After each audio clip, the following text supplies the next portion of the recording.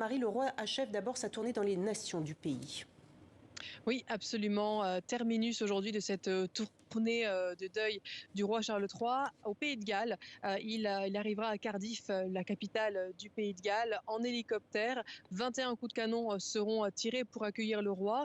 Il ira d'abord à la cathédrale de Cardiff pour un service en mémoire à sa mère, la reine Elisabeth, avant de se rendre au Parlement gallois, le Sénat, pour y recevoir une motion de condoléances de la part des députés du Parlement gallois. Et le roi répondra à cette motion de condoléances avant de rencontrer la foule aux abords du Parlement et puis aller au château de Cardiff, qui est donc en centre-ville. C'est là qu'il y aura une réception, un banquet pour le roi Charles III, mais ce ne sera pas que de la détente, puisqu'il aura aussi sa première audience avec le Premier ministre gallois, Mark Drakeford.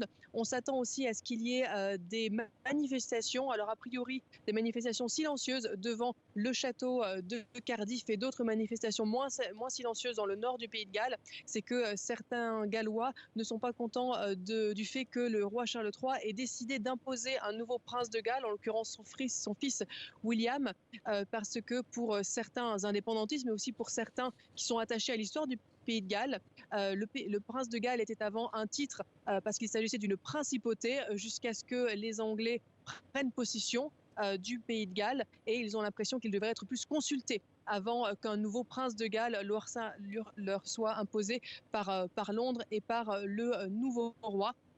Donc c'est quelque chose qui pourrait peut-être un petit peu perturber l'arrivée et le parcours du prince Charles au Pays de Galles aujourd'hui. Et le prince Charles qui doit après au palais de Westminster, je le disais, rendre hommage à sa mère, la reine Elisabeth II. Comment va se dérouler cette veillée que l'on appelle la veillée des princes?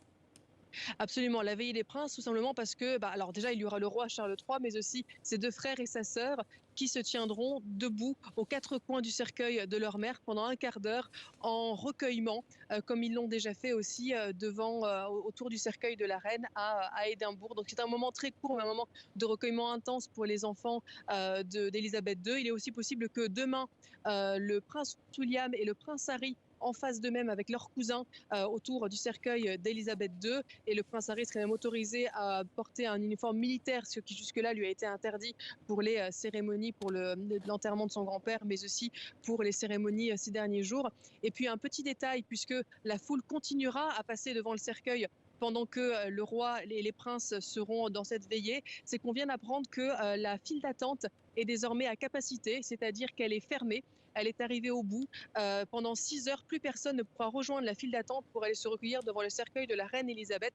Pendant 6 heures, cette file est fermée parce qu'il y a trop de gens qui attendent dedans, plus de 12 heures d'attente. Elle devrait ouvrir dans 6 heures avant qu'elle ne doive refermer à nouveau demain pour que tout le monde ait pu passer devant le cercueil de la reine avant 6h30 du matin en local.